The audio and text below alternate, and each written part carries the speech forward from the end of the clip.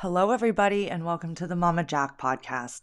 Today we have Michelle, and we talk about so many different things together. This was a great podcast to do. It really filled my heart, and she really took something that breaks a lot of people and made it into something truly beautiful. And I can't wait for her to share that with you. So, without any farther delay, here's Michelle and I's interview. Hi, Michelle. How are you today? Good. How are you? Thank you for having me. Of course. Thank you so much for being here. So, why don't we just jump right into your story? Tell us a little bit about yourself. Yeah. So I am a mom of three and two angel babies who are not with us, and an almost 3-year-old who you may occasionally, I don't know how well this sound is going to pick up, but you may occasionally hear screaming. He's downstairs playing with his grandparents right now and is having the time of his life. Um, and and I run a nonprofit that my husband and I founded after our daughter Colette died in May of 2018 after 9 days in the NICU. And that came after I was hospitalized at 21 weeks pregnant with her and with severe preeclampsia. And then was told I would be in the hospital for as long, like until I delivered the baby. And so I was hospitalized the night of May 8th. I wasn't due till September 7th. Talk about, upending everything in the world and all of that. Ultimately, I was in the hospital a little over 3 weeks. When I was admitted, Colette was measuring a little bit behind what her gestational age should have been. The doctors were really hopeful that once, assuming they could keep my blood pressure under control, that would allow her the ability to catch up in growth. And what they found when they did a repeat ultrasound 3 weeks later was that she had actually had no growth in those 3 weeks. She was now about 4 to 5 weeks behind schedule-wise, or size-wise, excuse me. So the doctors recommended delivery. So she was born via C-section at 24 weeks and 5 days, basically whisked straight off to the NICU. I didn't see her and didn't get to see her until later that night. And she spent her 9 days in the NICU, which has its own unique sets of up and downs and, twists and turns and all of that. Before essentially her lungs were just too weak and too destroyed in a lot of ways by the ventilator that they put babies on at first. So very small micro preemies are put onto a ventilator usually, and that is supposed to basically buy them probably a day to 2 days usually, and then they can go to another one. And the reason why they switch them is because that original ventilator can really just like shred at their lungs because it's so powerful. And we were never able to get Colette to stay on another ventilator. So they would try multiple times. They would get her for, maybe a minute, if that, and then she would start to crash again. So they would bring her back to that. And eventually after 9 days of that, her lungs just couldn't take it and they had enough damage. And so we lost her. And we started this nonprofit, really based on that whole journey. I consider myself very, very lucky, very, very blessed that financially we could handle all of the hospitalization and handle kind of everything that was thrown our way. But I know how many families can't. And I really wanted to do something to give back and to be in her honor. And so we launched actually on Colette's due date, so September 7th of 2018. So we're almost at our official 5-year anniversary, really with the idea of just helping families in these kind of situations. So we sort of separated out by 3 stages of Colette's life is what we call them.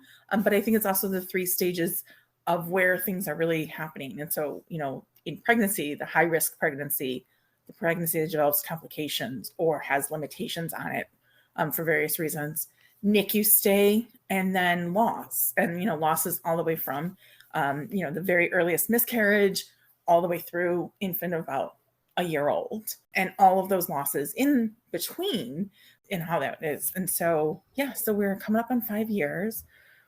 We have helped over 1,800 families. Oh my across the God. nation. We've given away over $1 million in grants. Oh my God. That So is so beautiful. yes, Oh my God.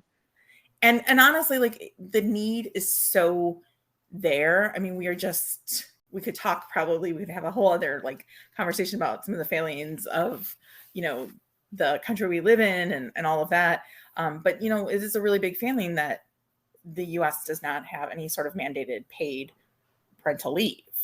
And not just for these situations, which of course are, you know, really severe, but for any situation, right? It is hard to be a parent and work at this moment in time.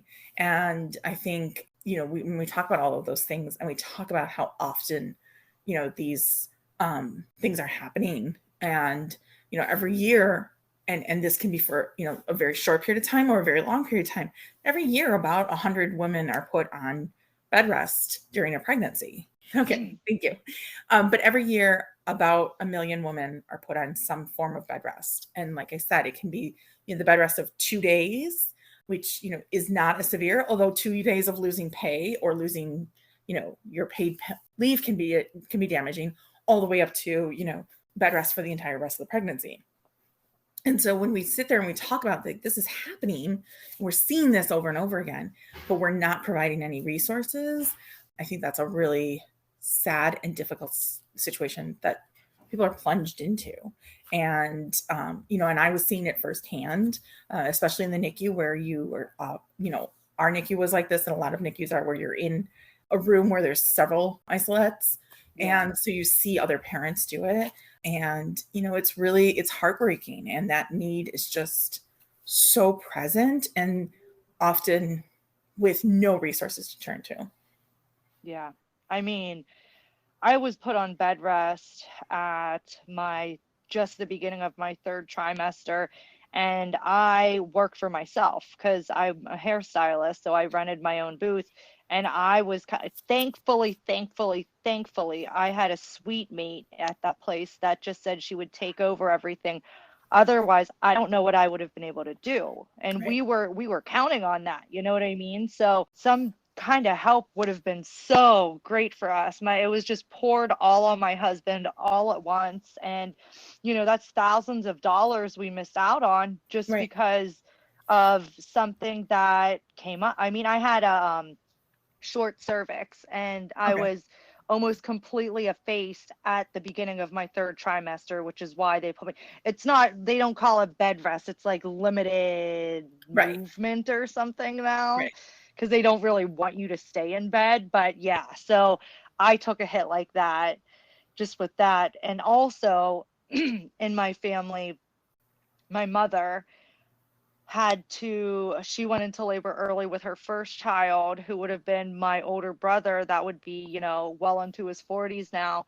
And at that time, they were told she can't leave the hospital. Basically, they lost their baby about 8 days, after 8 days, and they couldn't leave before paying the bill.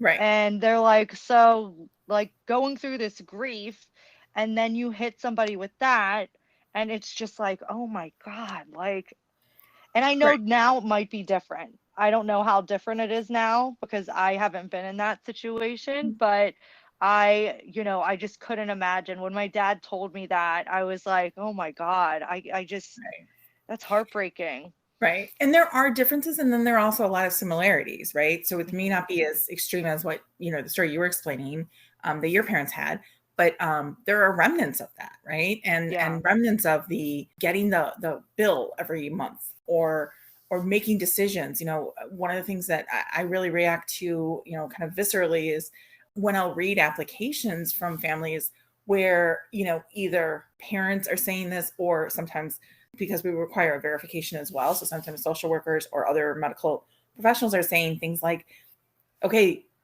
there has to be a hospitalization. We have to be monitoring this during a pregnancy. We have to be doing this. And parents who are saying, I don't think I can. And so I think I'm going to check myself out against medical advice. And, you know, it's a really tough decision to make in those cases. And, you know, I'm really fortunate that I didn't have to make those decisions, but I know so many people who would have to, and do make those decisions. And so, you know, really just trying to help as much as we can so that less families are having to make those really tough decisions. That's just so beautiful. I didn't even know that. I don't even think you told me that when I originally talked to you, did you? About what? About your foundation. I don't, I this thought we is, did. Okay, well, I no, whatever. I don't think we did. I don't think we did. And it's so beautiful. My God. Okay. So tell us more about you then. So you had your loss, and I'm so sorry for that loss. I Thank know it's like you go through this whole thing and you expect to bring a baby home, and it's just like earth shattering. you. Right. There's so many things going through your mind. There are so many guilt there, there's so many emotions. So keep going with your story. So how did this affect you? I mean, Sure. you definitely did the right thing with starting that foundation Right. after, and I know your little one that was unfortunately lost is probably behind that, helping you guys pushing right now, Absolutely. For sure. Yeah, definitely. It's a unique loss. And it's unique because, I think about this and I think we're fortunate. We had some pictures of when Colette is alive in a NICU in the isolette, so you can't really see her face and everything. And then we were lucky. There's an organization, Now I Lay Me Down to Sleep, that has volunteer photographers who come in and take pictures after a baby has passed. And so I'm fortunate that we have those pictures as well. But when we added it up one time, the amount of pictures we have of our oldest is under 20. And, I sit there and I think, and right. And I'm sure any parent who's listening to that is like, oh, some days I have 20 in just one day. I'm like, yeah, exactly.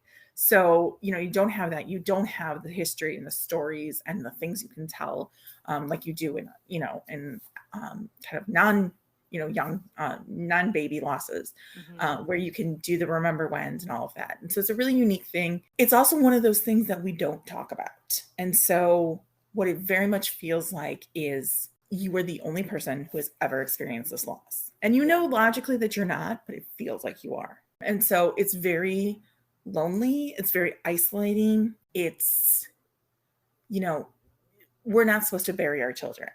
That's just nature, right? So to do that and then, to really like live in that world is really uncomfortable and is really difficult.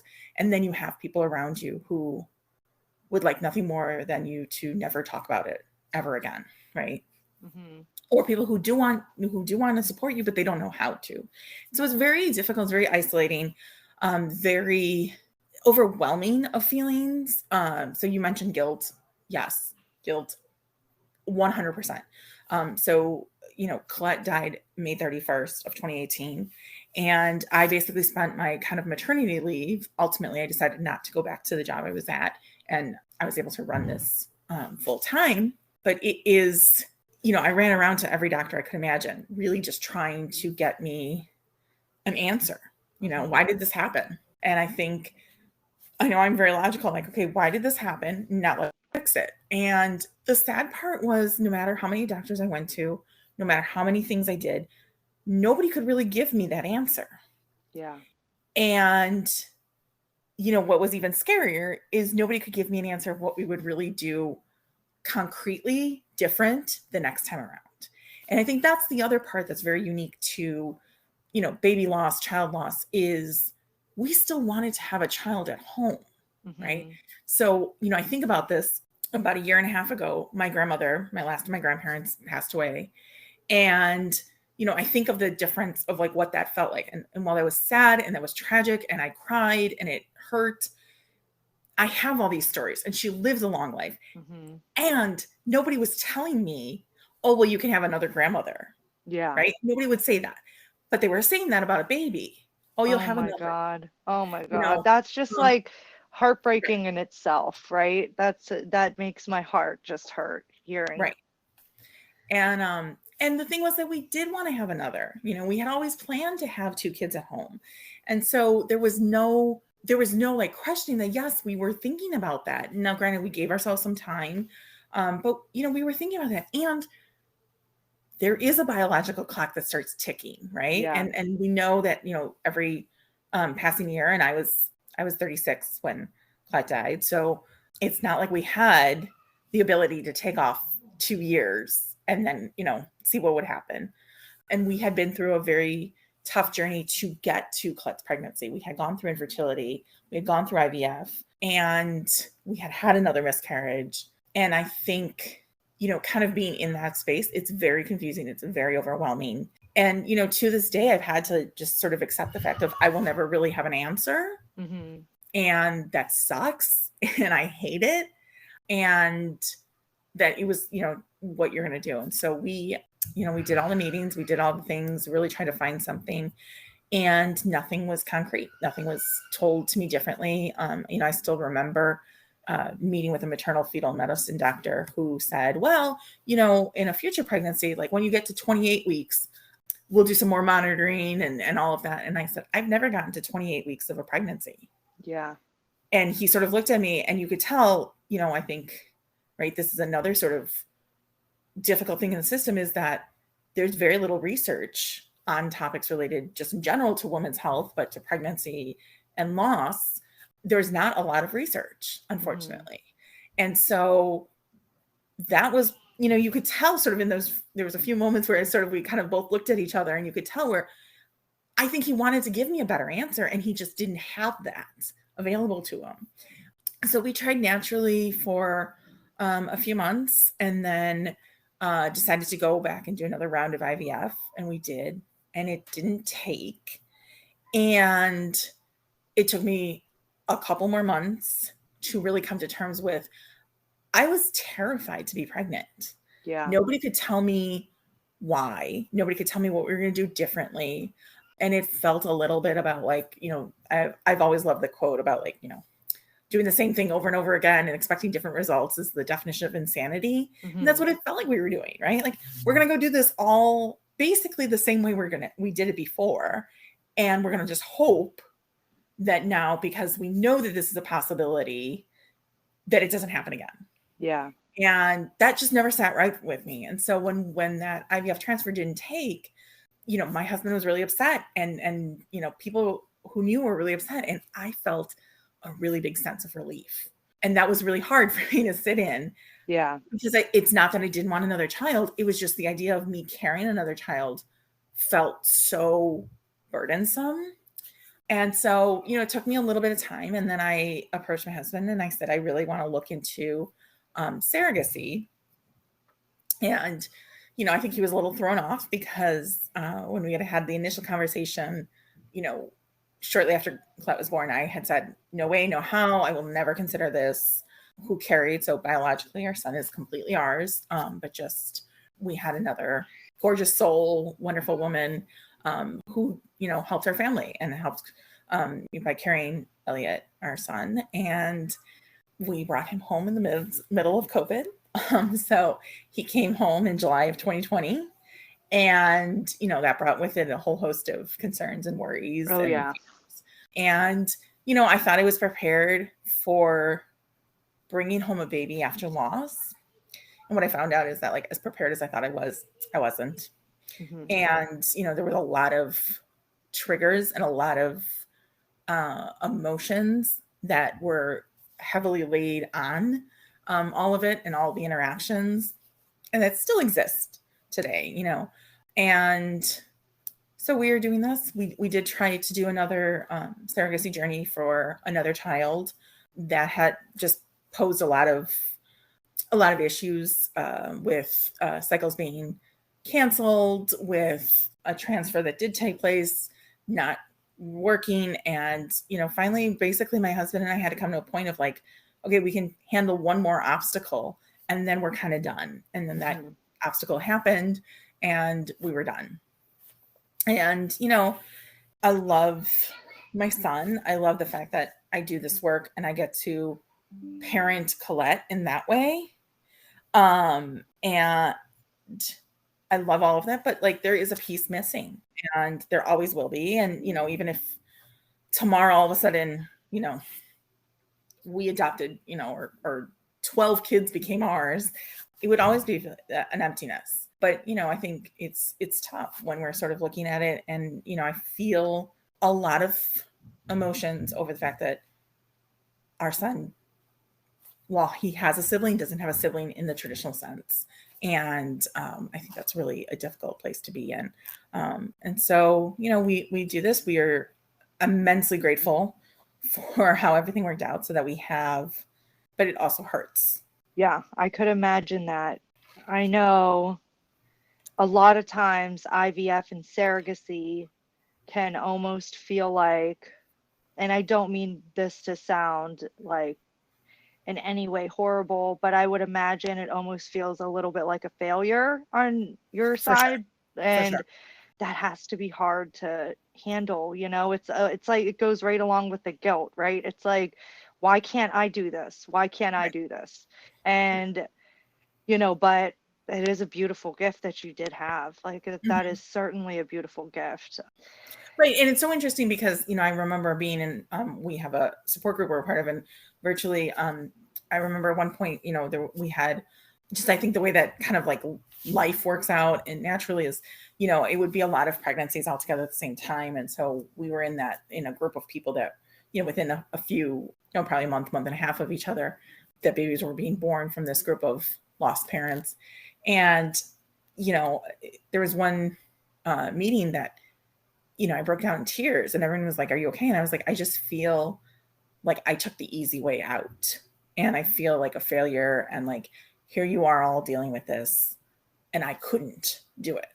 And the interesting part that I think is always interesting in these worlds, right? And I think this is true in so many aspects of life, but, related to parenting, related to loss, related to grief, is that what I had was like a bunch of moms who looked back at me and said, "We think you're the brave one," right? Like, Mm-hmm. you gave up carrying a child in order to make sure you were bringing home a healthy baby that you could parent at your best. Yeah.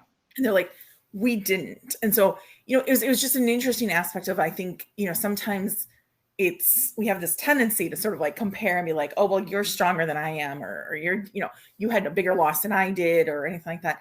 And it's like, at the end of the day, it's all loss, right? And it's Mm-hmm. all us as parents trying to parent the best we possibly can at that time in life, right? And whatever that looks like.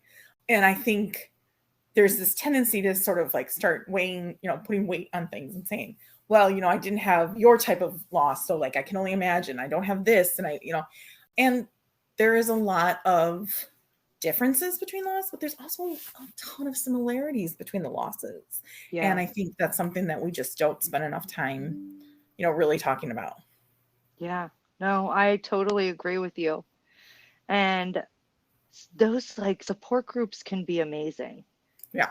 And I don't know where yours is at, but even like, I mean, you have some Facebook groups that are just like, "Oh, come on, please." But Right. a lot of the actual support ones can be Mhm. great. Yeah. Yeah, for sure. Yeah, definitely. And I mean, it's kind of, I think of it as like, I know sometimes like mom groups just in general get sort of a bad rap. But I think, it's the same thing as like anything, right? There are some mom groups that are incredible and awesome and Mm-hmm. amazing and wonderful. And then there are some mom groups where the sort of blame and the guilt and shame are very high core. And so, I think it's all about finding what works best for you, what helps. For me, I feel like, and I'm saying this actually, in fact, this morning, we did a sort of an informal get together with our group, and that was kid friendly. And so those of us who were there who have kids, we were doing that, and then we could, kind of talk and everything. And it was just so nice because there's so many things that you think and or experience that you never want to say to anybody, but you can say to a lost parent. And Yeah. so, things like, for example, I always saw myself as having two daughters. That was always my vision.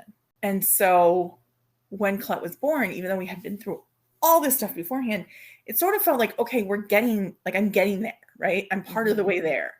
And then to lose her, and then to find out, we were expecting a boy, that was something I needed to like really process. And I really needed to go through because it was just another loss of what I thought things would look like. And I had to take some time with that and really, be okay with it.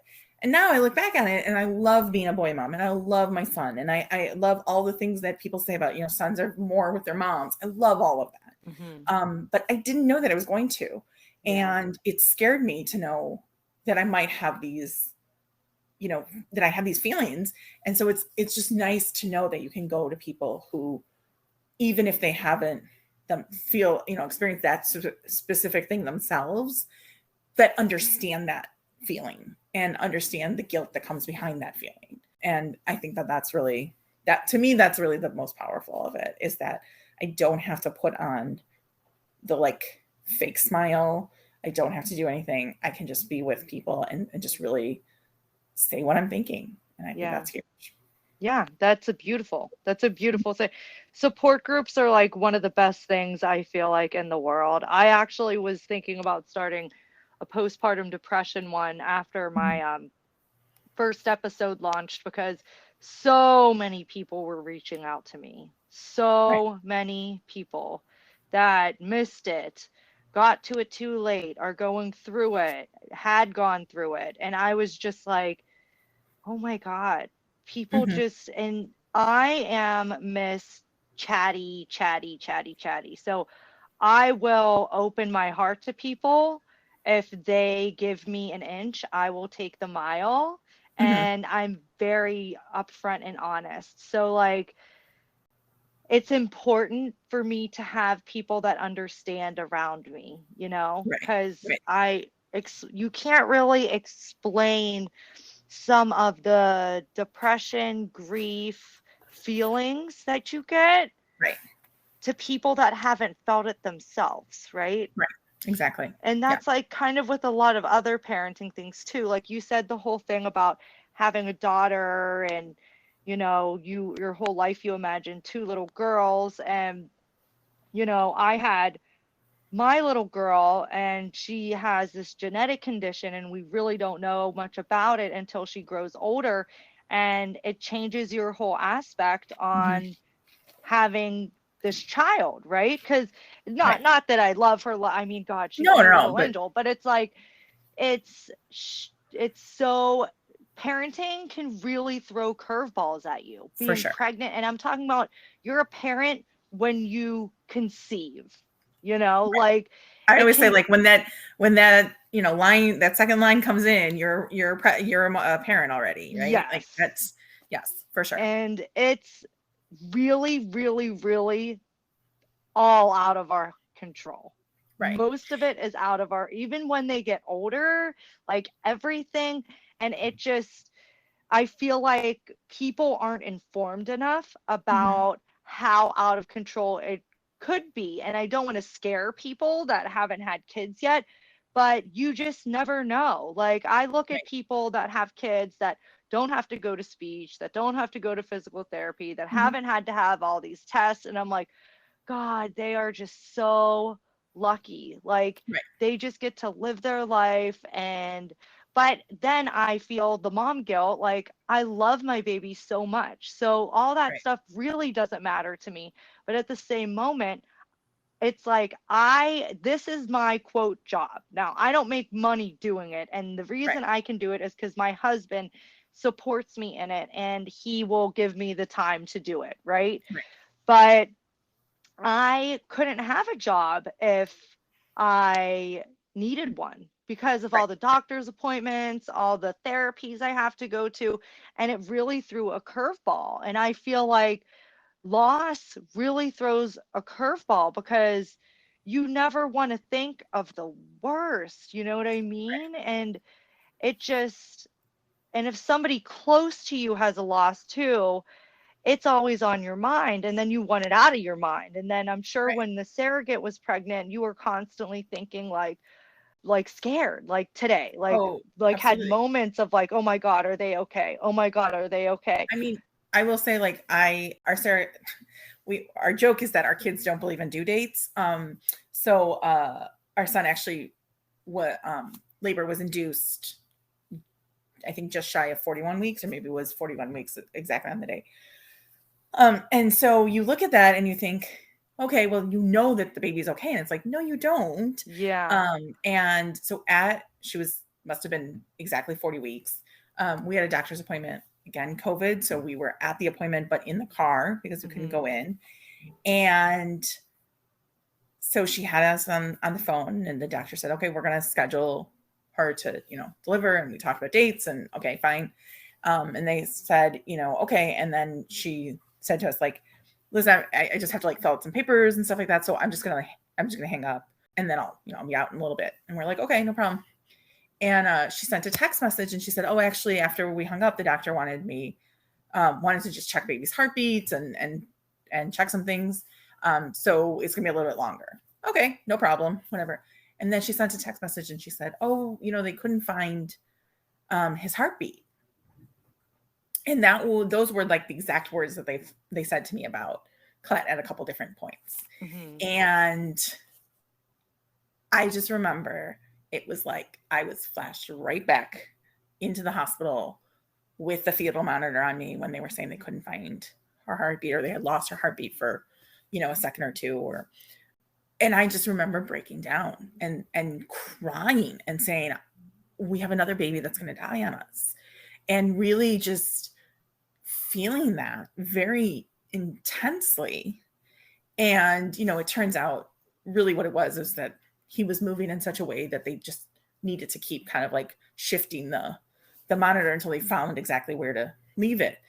She didn't explain that, but she sent a text message. She didn't know. She had no idea that was going to be so triggering. And honestly, I wouldn't have known until I experienced it, just how triggering that felt. Because in that moment, you were telling me the same thing about a child that I had heard before, and the one before didn't work out. And so it was scary. And, I think that that's something that's very real, very true. And whether that be loss, whether that be, having a NICU stay, whether that just be your child has been sick at some point and it was a seriousness enough that you really, are traumatized by it, or, any of the, special conditions and a lot of doctor's appointments, it's really scary. Right. And it's scary to be a parent. Yeah. And I say this, having experience, like I experienced what every parent's worst fear is that they will lose their child. That has happened to me. And that is really a scary world to live in, is to not just like know that's a possibility, but to have lived it. And so you really do know it's a possibility. And you then have to parent in a way that you can't, unfortunately, I would love to, but I can't put my son in a bubble and protect him. I can do some things, right? And so like, for example, during COVID, we were very strict about COVID protocols, and we did a lot of, hiding at home basically until he was vaccinated, which took quite a bit of time to get him there. Yeah. And, we did all of that stuff. And so we can control that, but we can't control everything. And, even in that, right, we're now, you mentioned speech and physical therapy and all that. He's in all these therapies because he didn't have the experiences that we would have expected we would have done in parenting. We weren't going to the mommy and me and the daddy and me classes. We weren't going to, story time at the library. We weren't, all of those things. And they've had an effect on him developmentally. And we know that, and it sucks. But we have to like live in that as well. And so, and there's guilt that comes from that too, right? Like, I feel you, girl, because did my son, did we make the right decision? Right. And did we, who knows, I can say we like, as I knock on wood,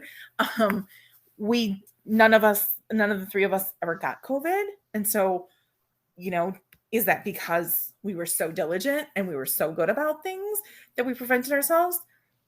Probably, but also, I don't know, and I think there's just so much unknown. If we had started emerging, kind of out of our shells a little bit earlier, would that have meant that like, maybe there would be less of the delays and, we still would have stayed healthy? I don't know.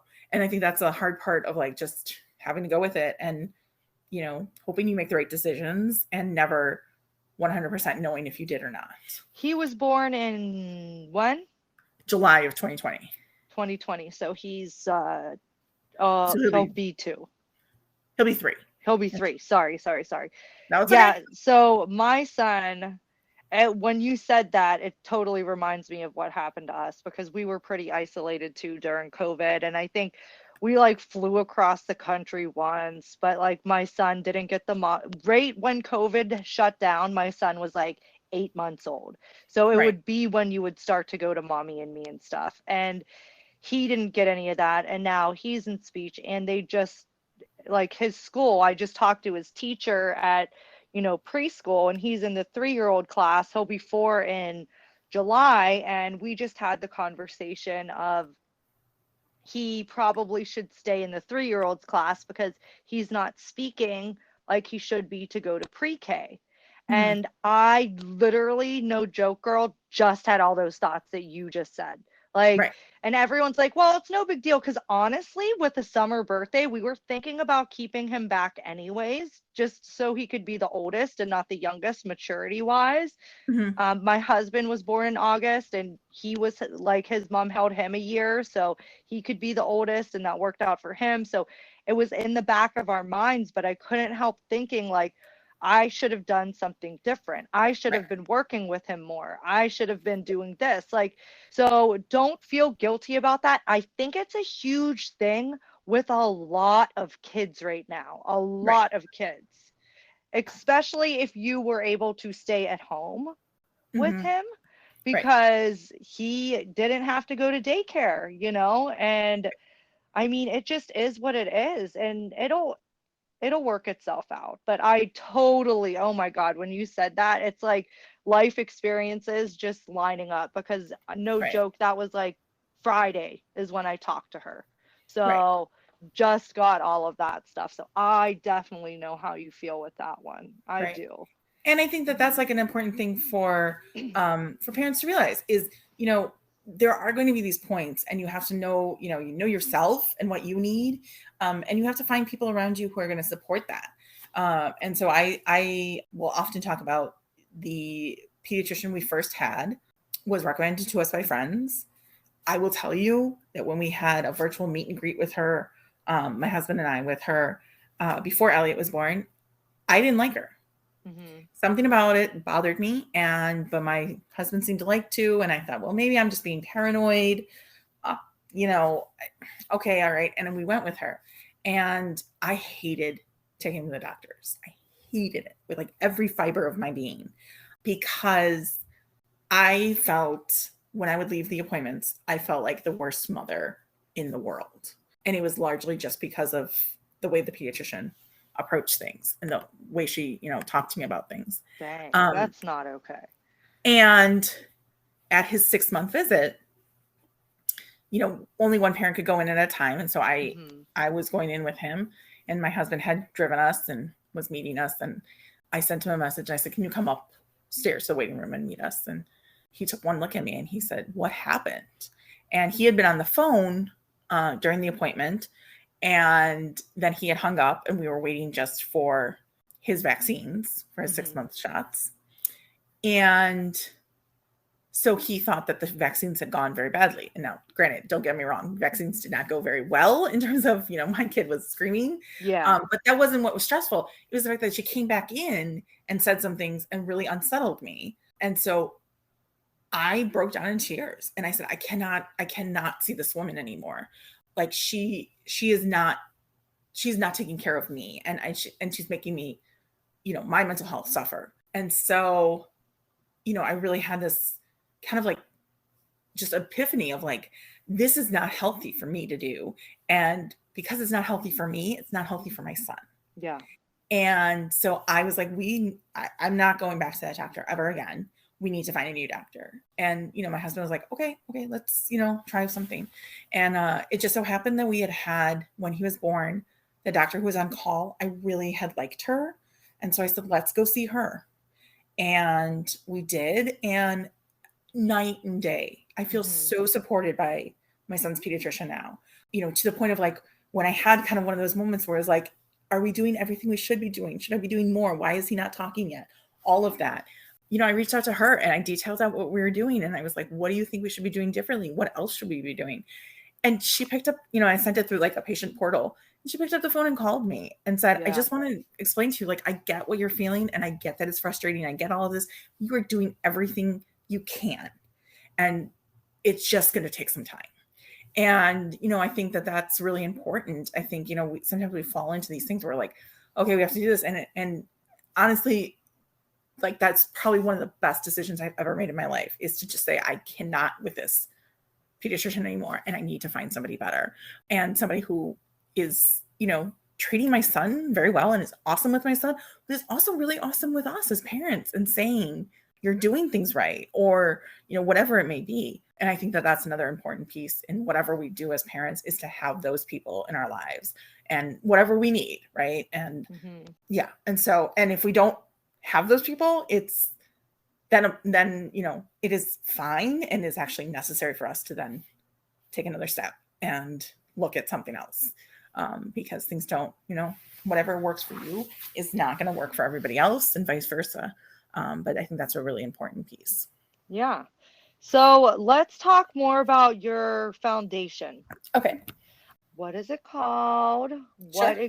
What all do you work with? I'm going to put a link 100% on this description, because like I said, I freaking love it. I love it so much. Like, my heart lit up when you started. I can't believe you didn't tell me about it. I swear, but you remember we were both talking before our kids were waking up. So yeah, I think we both were kind of just like, "Brr," but oh my gosh. Yes. So tell us more about that. Yeah. So it's named after Colette. So it's the Colette Louise Tisdall Foundation. And, really our mission is to improve outcomes. And so, improving the pregnancy outcomes, the childbirth, the prematurity, and the infancy outcomes, and helping in loss, in that, journey of loss and grief, and doing that through financial assistance, which is what we are most known for, but also through advocacy and education. There's so many things that I felt that I didn't know. And I had considered myself a very socially aware, activist and everything. And there were so many things when it entered this world of, perinatal health and pregnancy and everything, that I didn't know about. And, just thinking if I don't know about this, how many other people don't know about this? Yeah. And so doing a lot of education around that, a lot of education like this, where it's this is how you talk to a lost parent. These are the things that you have to, worry about. And these are the things don't say this word or this line, because that can be really triggering, and sort of, re-educating, across the board. And then advocacy, I think there are some really big things that really need to shift in how we deal with parents. And, I talked about parental leave. I talked about things like that. The cost of childcare, is astronomical. Yeah. And, that is preventing, it's holding kids back. It's holding parents back. And, really just trying to do more things to address these issues. Maternal health is in crisis. We have, just to give you a sense of how bad that we have let this go, is it was safer for my mother to deliver a baby than it was for me. Yeah. And, that's insane. Yeah. Yeah. And that's insane. That should never be the case, right? At the minimum, it should be equal risk. And it should probably be better. Yeah. And for it to say that it's worse is a really sad and difficult statement to make. But the numbers don't lie, and that is the case. And so, you sit there and you sort of say, we need to be doing something to address these issues, because unfortunately, not only are babies dying, but moms are dying. Yeah. And, that is really scary, and I understand that. Luckily, I survived, but, I didn't know if I would or not at various points. And that's a really scary time. You shouldn't be thinking about that when you're pregnant, when you're giving birth, after birth, for any of the postpartum complications. You shouldn't be thinking I could die just because I had a baby. That's a really scary world to live in. And so I think just doing that, really just remaining true to everything that, is really important to us. So we're most known for the financial assistance piece. And then, so we're helping in, across the U.S. We right now have helped families in 47 states. And, I think it's really trying to help as many families as we can, so that we can improve those outcomes of pregnancy, right? So if it's, Mm-hmm. Somebody who is on a bed rest or on, the restrictions or things like that, where, yeah, when you're on bed rest, when you're on this, you're probably losing money as you're doing that. And you're probably incurring expenses, right? Yeah. And so, it could be something, like if you have a younger child at home and you're a stay-at-home parent, and then all of a sudden you're put on bed rest, you can't be on bed rest and parent a toddler or a Yeah. baby, or, you can't, right? And so, or, if you are put on restrictions of weight, what you can carry, that means you can't really take care of your child, and so that might be an added expense of getting a babysitter for things, or, things like that. And so it's a really difficult time. And so doing that, NICU, we have found our average client is traveling about 50 to 55 miles a one way to a NICU. Oh my goodness. And that's really tough. I mean, Yeah. those are expenses that you did not take into consideration Yeah. when you were pregnant, right? Mm-hmm. And like, yes, sometimes there are reasons why people might know about that, before pregnancy, if they have certain medical conditions. But most of the time, when you have these difficult pregnancies, NICUs and NICU stays, all of that, you were not planning on that. And that is a really, that's a tough place to be in. And, you talked about you were put in on restrictions. Nobody really plans that they're going to have to leave early from their maternity leave. Or if they are, they plan a couple weeks, like, okay, maybe, it was going to be 2 or 3 weeks earlier. And so when it's 4, 6, 8 or more weeks, that's very different. And that derails a plan.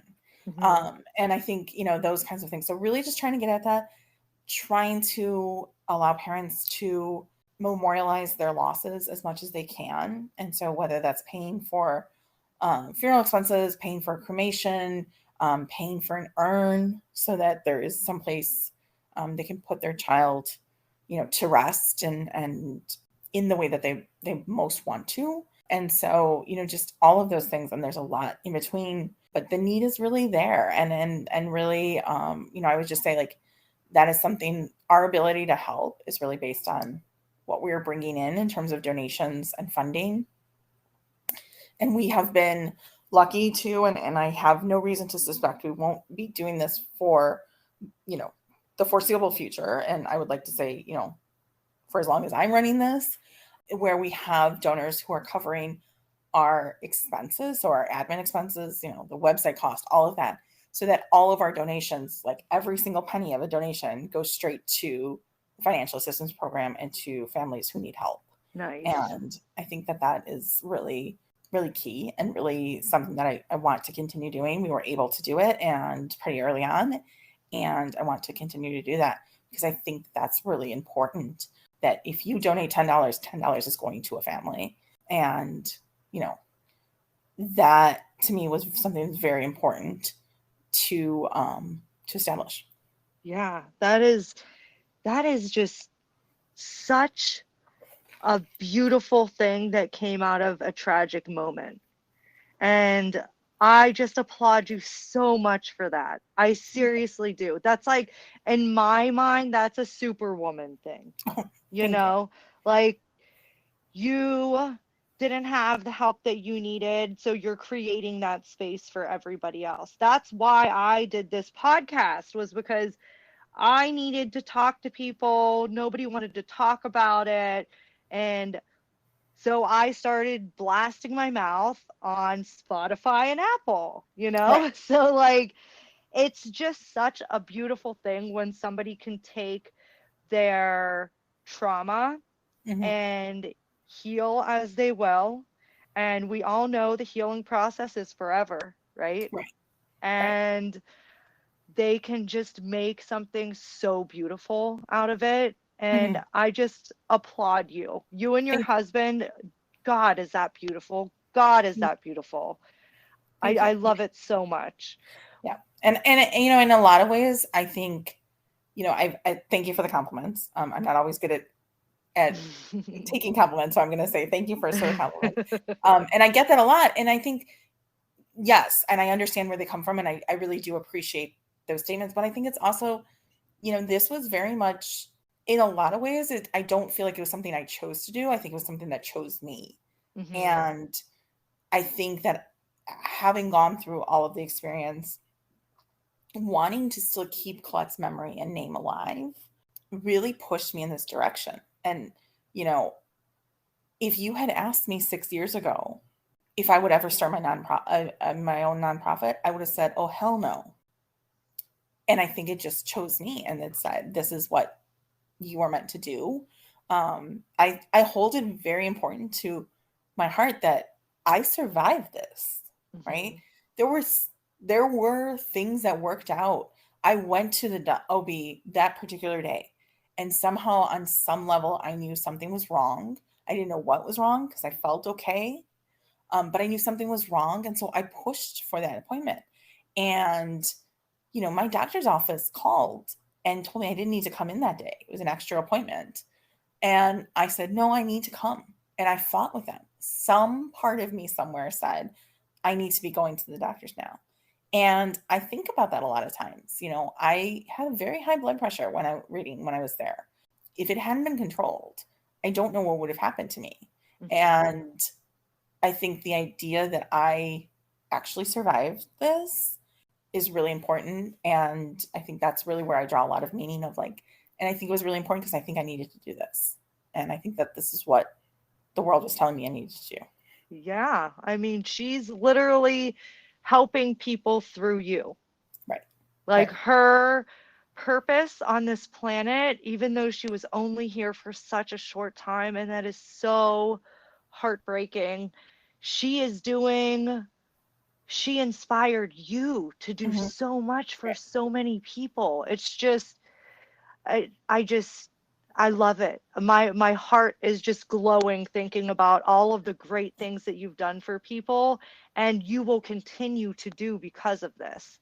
Right. It's Yeah. just, I mean, a lot of people just sit down and say, "Poor me," which they are allowed to do that. Like, Mhm. 100%, you grieve And I as you have those will. days too. I mean, there's not, doing this doesn't mean that I don't have days where all I want to do is lay in bed and pull up the covers and say no.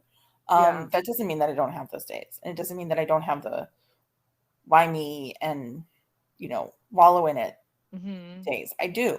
But I also, there's a great quote that I once saw that said, it's okay to break down every once in a while. It's not okay to unpack and set up living there. Yeah. And, I think that that's really important, right? I have those moments. And then I remember that I am a parent and I am a parent to two kids who need me. And yes, Colette is very different in how she needs me. It is not how I expected to be parenting her by any stretch of the imagination, but it is how I'm parenting her. And so, I do have those moments and those days, and then I have to, dust myself up and get back and do it because it's important. And if it was safer for my mother to give birth than it was for me, then I have to think about my daughter and how I want it to be safer for her. Yeah. And that's really important. And how, all of that. And I think that those are really huge tasks, and not, no one person is going to solve a lot of these problems.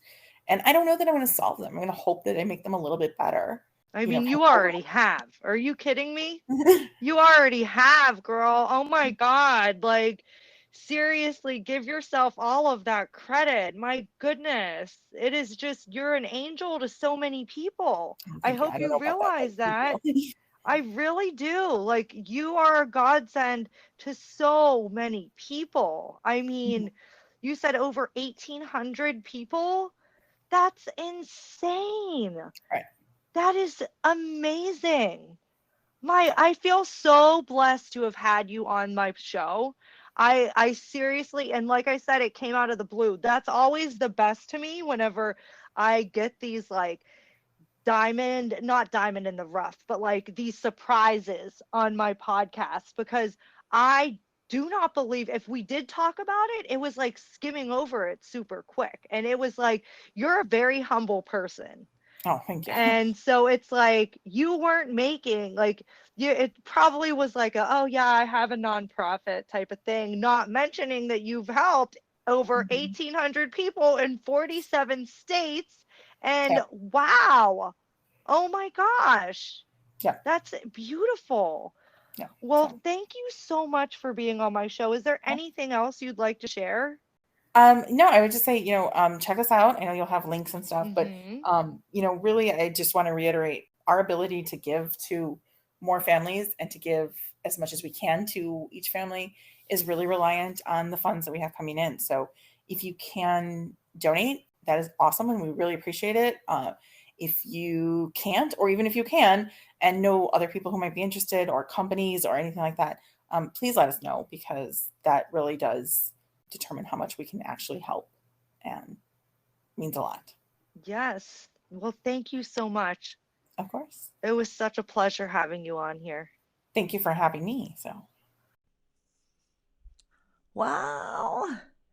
I told you it was a good one. Talking to her was such a breath of fresh air. As you could see, we talked about what was going on with her, what we have in common. It just proves to show that no matter what another mother is going through, you can always find something in common with them. And my goodness, her foundation that came from, her little girl is so inspiring and has helped so many people. So, the website for that, and I will link it to the description below, is www.colettelouise.com. That's www.colettelouise.com. Thank you, everybody, for listening. If you would like any more information about this episode, you can message me on any of my platforms, which are TikTok, Instagram, Facebook. I got a Facebook. I'm a person on Facebook, and I got a group, All the Mama Jack, JAC. Thank you so much for listening, and until next time.